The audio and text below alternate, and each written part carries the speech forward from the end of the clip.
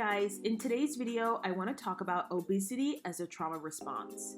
If you've ever watched My 600-Pound Life and you begin to listen to the stories in succession, you will find a common thread: trauma. Today, I want to talk about how obesity is not simply a self-discipline issue. It is a trauma response.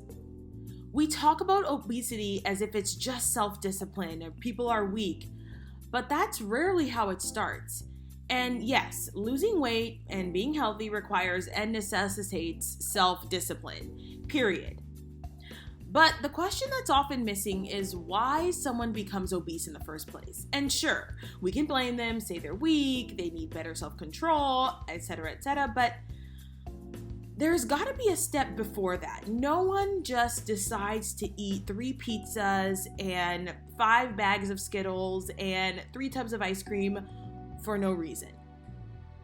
And since I've been working with women and men, quite frankly, on their health and fitness goals, I've started to realize that eating habits are just so much more deeper than discipline and goals and trying harder.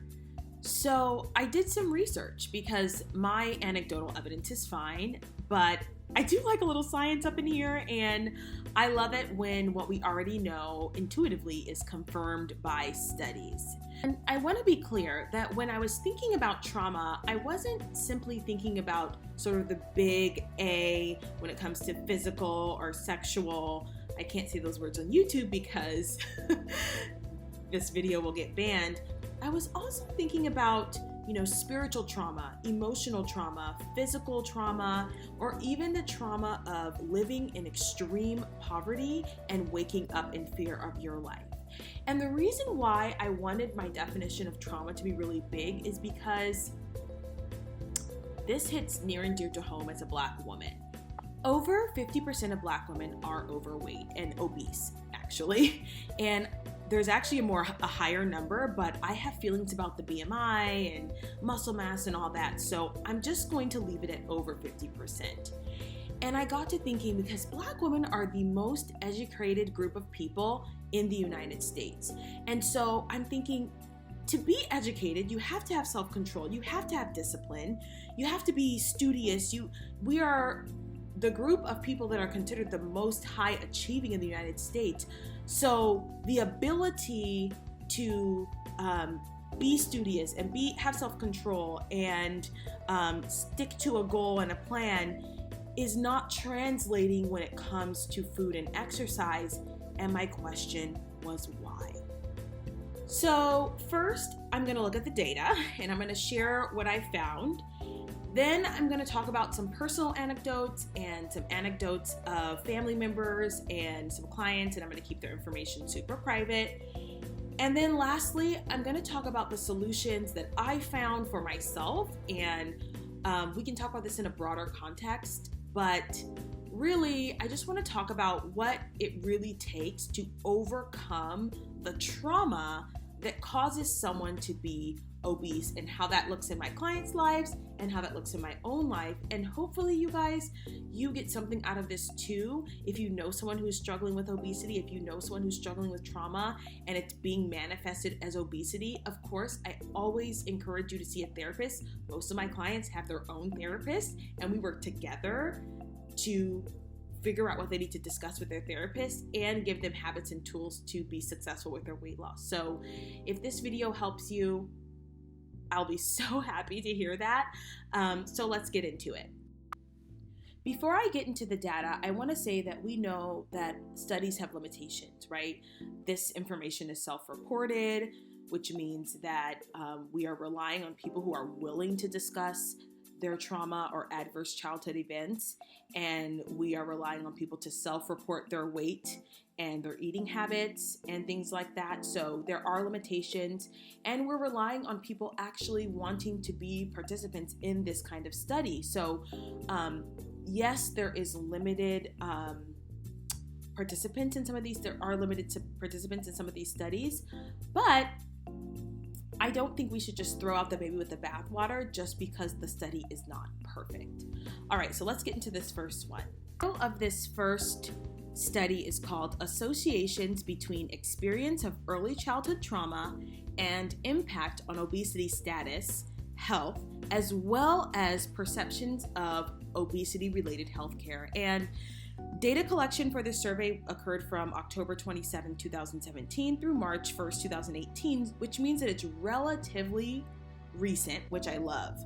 So let's get into what the data found. Overall, being a victim of childhood abuse was significantly associated with obesity. It's also significantly associated with self-esteem and negative experiences interacting with healthcare providers.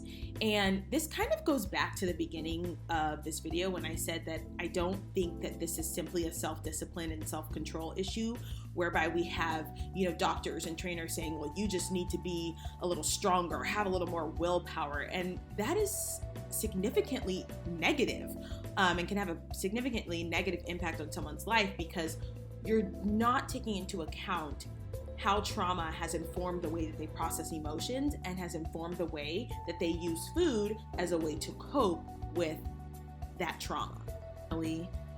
Verbal or sexual abuse also significantly increased the risk of being obese. Risk of class 3 obesity or severe obesity was increased by 88% with the history of verbal abuse. I know we think of it as like, the S word abuse, right? 88% with verbal abuse. That means you could be living in a wealthy neighborhood with lots of money, and if you are verbally abused, the likelihood of you being obese increases by 88%. It increases by 71% with physical abuse and 42% with sexual abuse. One thing I wanted to look at is how family income affects trauma, which affects obesity. So, when looking at the data, I started out with class 3 obesity, which is a BMI higher than 40. 189 of the participants in this study had a BMI greater than 40. Of those participants who reported a BMI of greater than 40, 24 of those who reported abuse had an income of over $100,000. 52 reported abuse and they had an income of $50,000 to $99,000. 51 who reported abuse had an income of $20,000 to $49,000. And 45 of those individuals made less than $19,000 a year. What I thought was interesting about all of this data is that the majority of the people who have experienced abuse and are considered obese typically make between $20,000 to $90,000 a year. And this got me thinking, and this is purely conjecture, but roll with me here. I'm beginning to think that part of the reason why that population is probably still experiencing obesity is because they are not having the access to therapists and counselors and qualified trainers and doctors that they would need in order to overcome their trauma and then live a healthy lifestyle. Whereas those who make more than 6 figures a year tend to have disposable income, and they can take the time and the money and the effort to see a therapist and deal with their trauma, and thereby increase their longevity of life and health. I just want to share with you a couple of lines from the study that blew my mind. And the first one is, those who reported abuse have difficulty discussing their obesity or seeking treatment for weight loss, and obesity may be psychologically protective for them. Another quote from the study states, additionally, for many childhood abuse victims, obesity can be protective, as it increases their body size and they feel more protected because they're considered less attractive.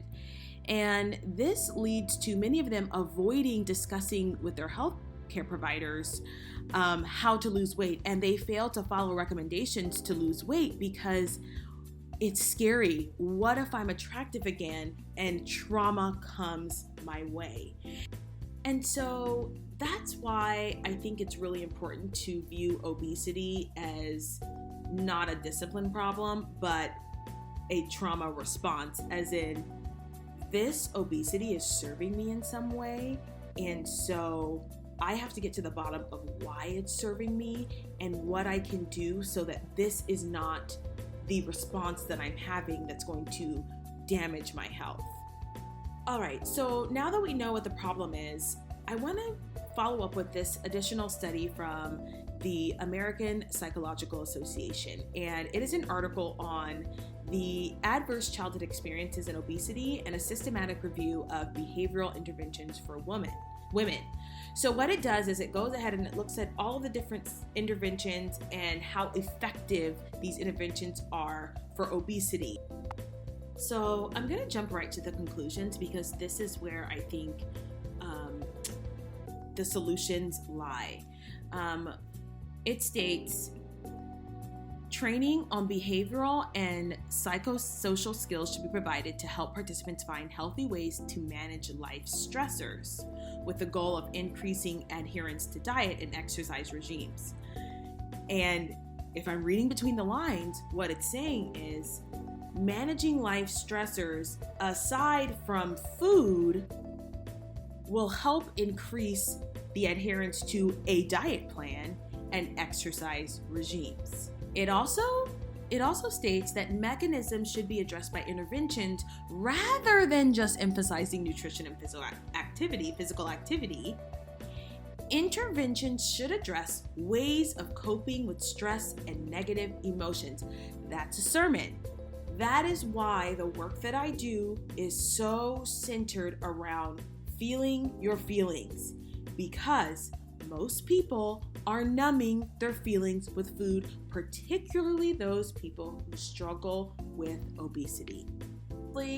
What I love about this study, and in the conclusion, they acknowledge that obesity is different for different people from different backgrounds and different socioeconomic statuses and different racial or ethnic groups. And it states, obesity interventions tailored for specific racial or ethnic groups need to consider the cultural and social context of weight, physical activity, specific food choices, and eating behaviors.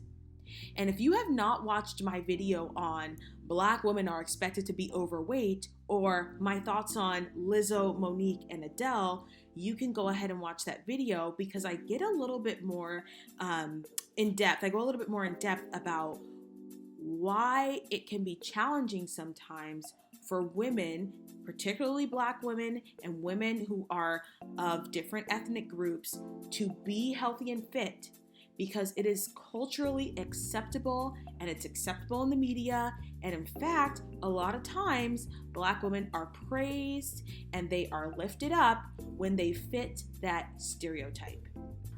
All right, so now that we know the background of the history, we know what the science says, I want to talk a little bit about my own experience, because many of you don't know, but I was 178 pounds. I was considered obese. And I really had to think about how food was serving me and why I was using it to cope with the trauma that I had experienced in my own life. And one of the things that I had to do before I quote unquote leveled up, before this became truly an embodiment of who I am, my health and fitness persona, the person that I am now, I had to do a lot of journaling. I had to do a lot of work around my emotions. I had to learn that emotions were not scary, that it was okay to have negative and positive emotions. I had to go to therapy. I had to read a lot of books. I had to talk to a lot of other women about what I was going through. And I also learned this: you cannot selectively numb emotions.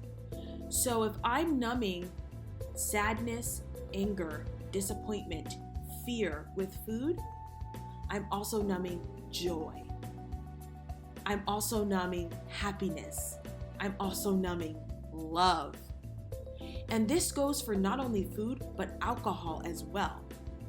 We know that a lot of people who struggle with obesity also drink excessively. So I had to learn that if I wanted to feel the good feelings, I had to feel the bad.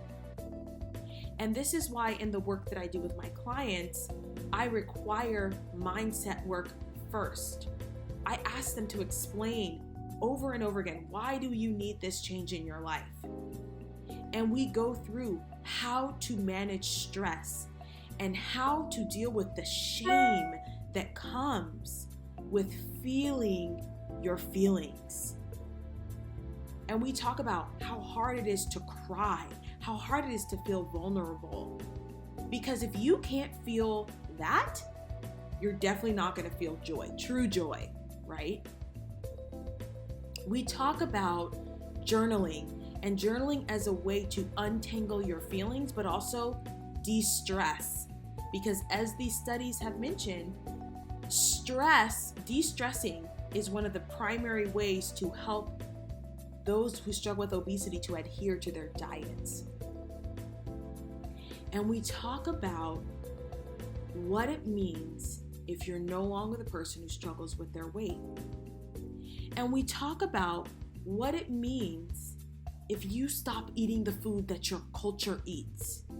Oh, you ain't black, you eat like a white girl. Or you're not Mexican, you eat like a white girl. Because that's real. That is the kind of stuff that makes it hard to change. As the study said, tailored for specific racial or ethnic groups. Because I hate to say it, but your white therapist can't possibly know what it's like to walk into a room and people be like, oh, you too skinny. What? Because they're accustomed to seeing you overweight. But we're not ready for that conversation. We're also not ready for the conversation of, what if I'm the funny fat friend? What happens if I'm no longer the funny fat friend?